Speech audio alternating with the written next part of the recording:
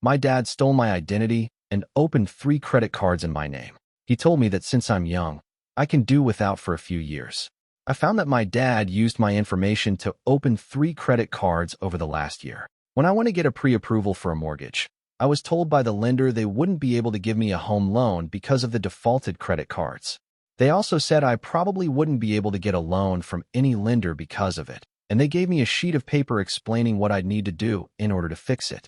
When I tried disputing the cards, one of which is already in collections, the disputes got closed out as the debts were verified. I told my divorced parents about it, and their answers were pretty wildly different. My dad said that these things happen and that I should be more careful in the future with my social security number. Seeing as I've always been careful, that made me pretty mad. My mom said she thinks my dad might have something to do with it, since opening credit cards in her name had a part to play in their divorce. She told me he ran up about $50,000 in credit card debt on secret credit cards.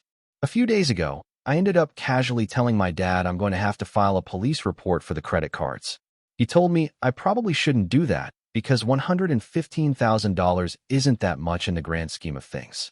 When I told him it was keeping me from buying a house, he said I could just wait a few years until they fell off of my credit report. He said it would only take another 4.5 years.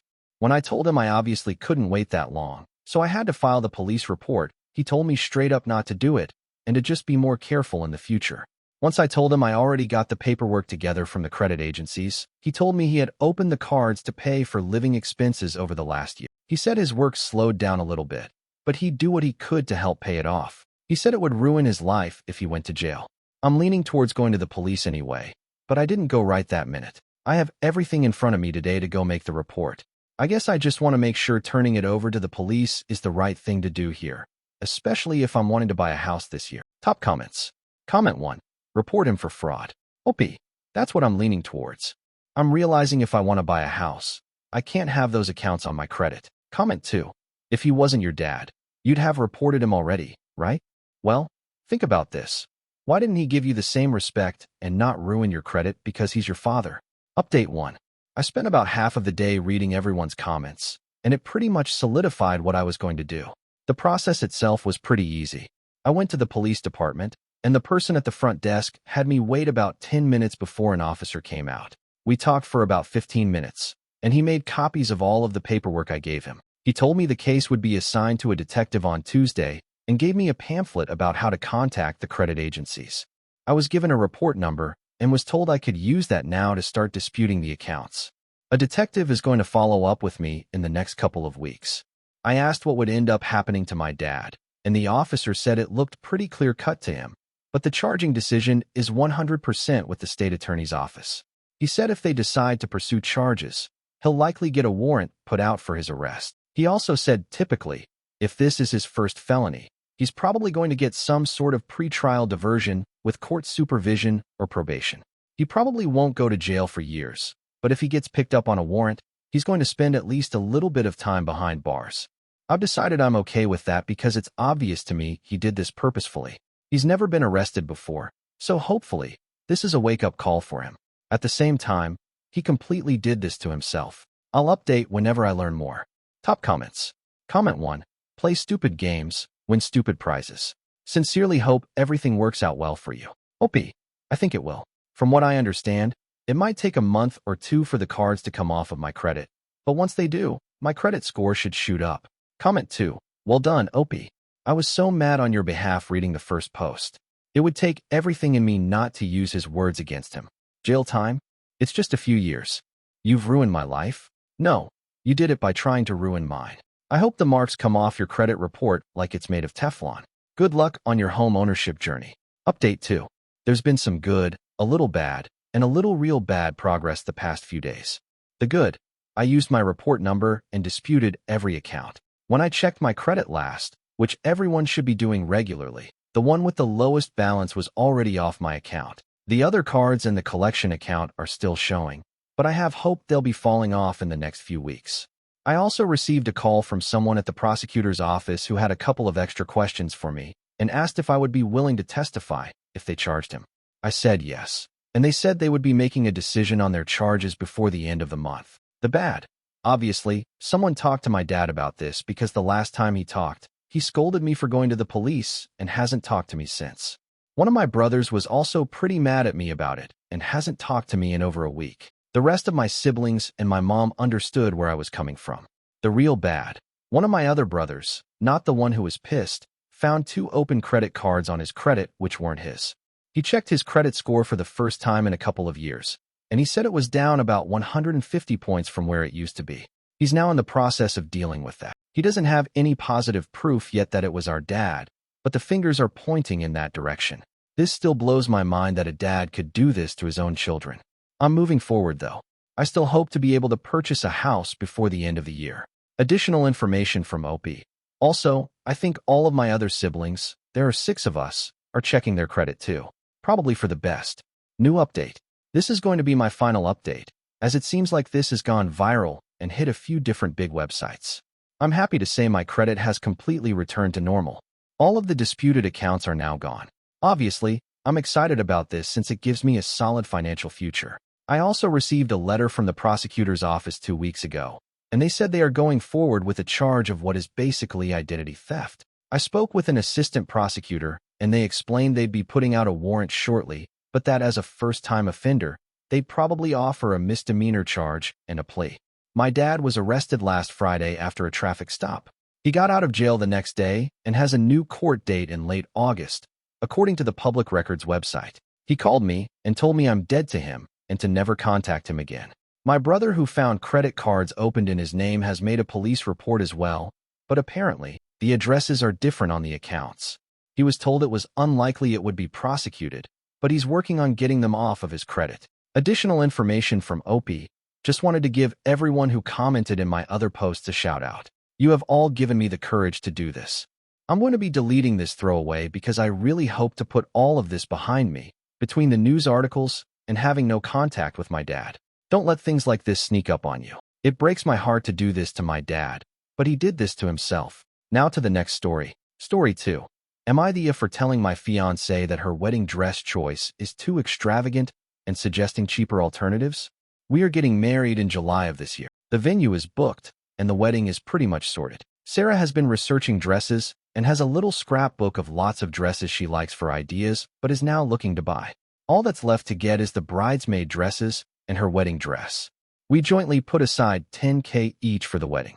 Everything is paid, and we have $6K left over, which I think could go towards the honeymoon on top of the honeymoon fund we already had.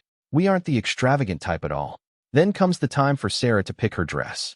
I know everything is more expensive when it has the term wedding attached to it. What I wasn't expecting was a $950 dress plus a $120 veil. I'm using my dad's old tux. He used it for his wedding to my mom. I just had it taken in a little. Sarah can't use her mom's dress, as she and her mom both say the style hasn't aged well, which is fair. I had a quick Google around at dresses online, and there were so many just like the one Sarah wants for $50 to $100. I'm not trying to get her to cheap out on her dress, but she will literally wear it once. One dress for over $1,000 is just insane. That would fund our honeymoon. I tried to show her some dresses I found on a recommended app called Wish and others on websites, but she was having none of it. She is very slender, but apparently wants it specially fitted. It turned nasty, unfortunately, because I said I refused to drop such a large amount of money on a dress.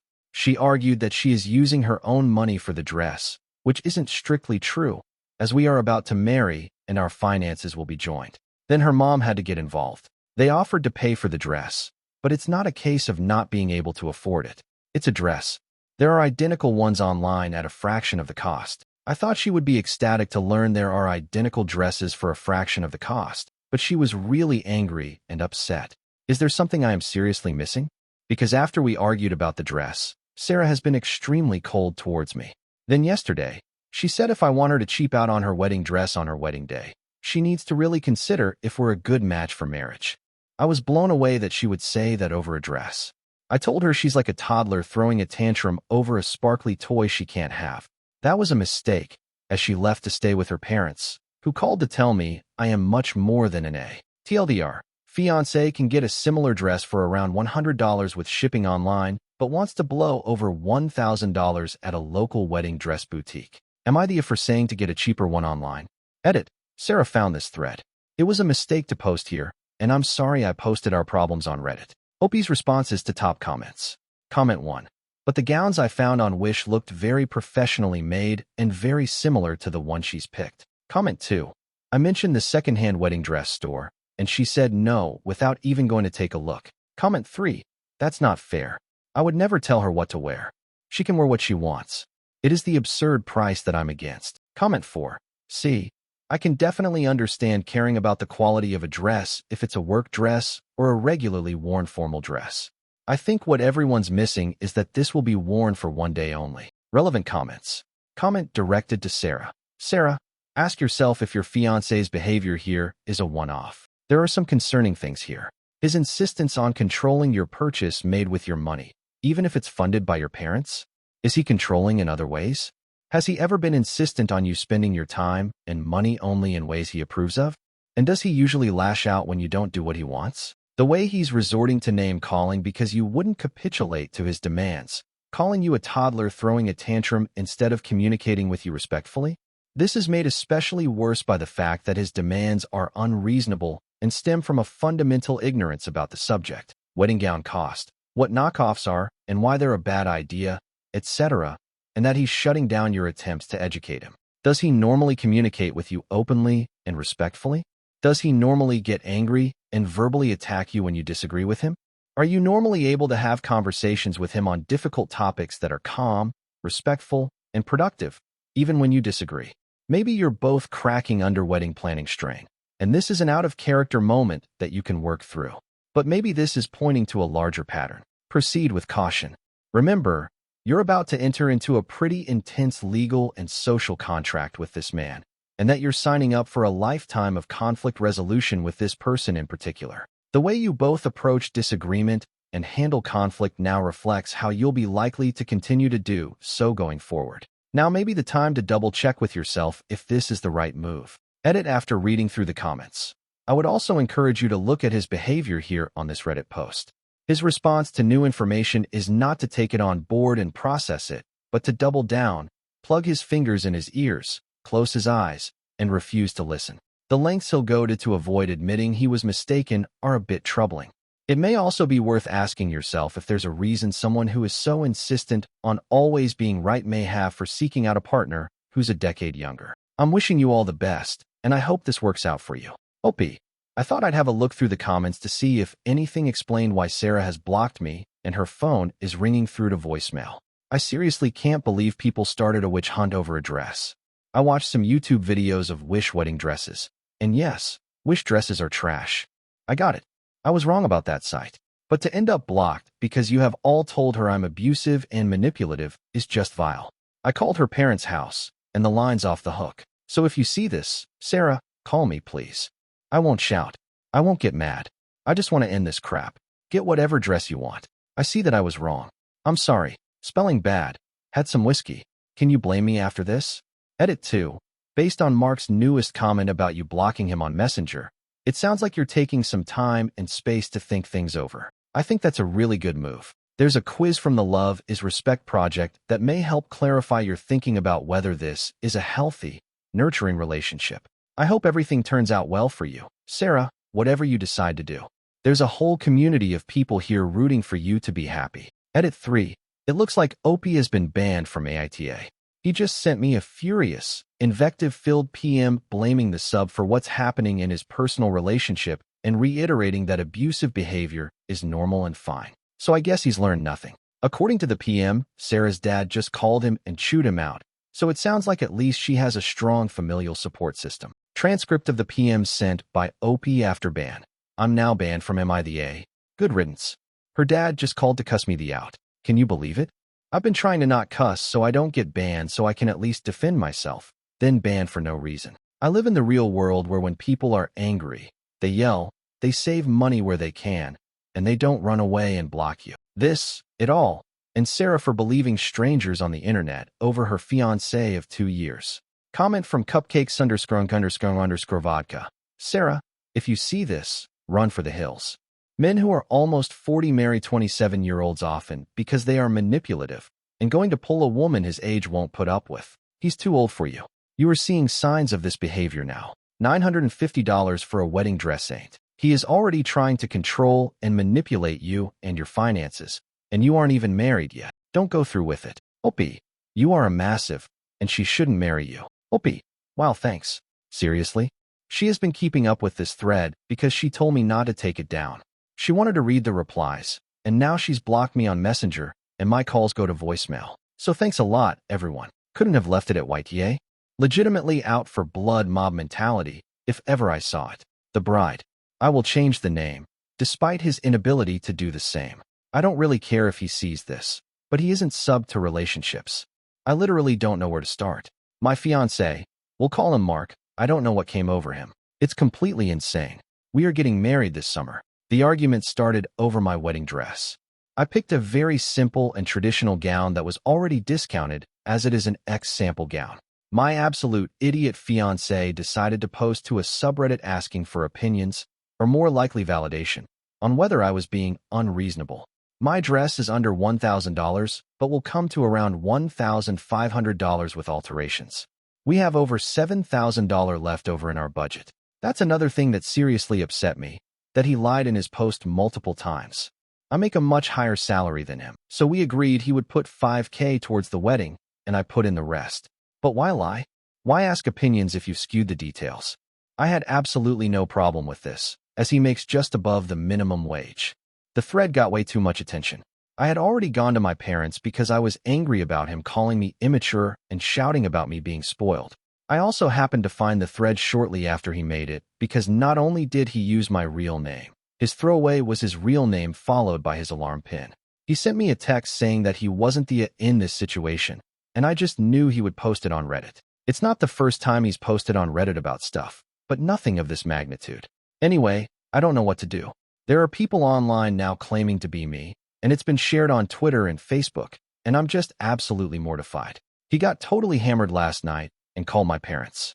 My dad had to hang up on him because he was screaming down the phone, and my mom was disgusted. I can't get my money back on the venue or anything.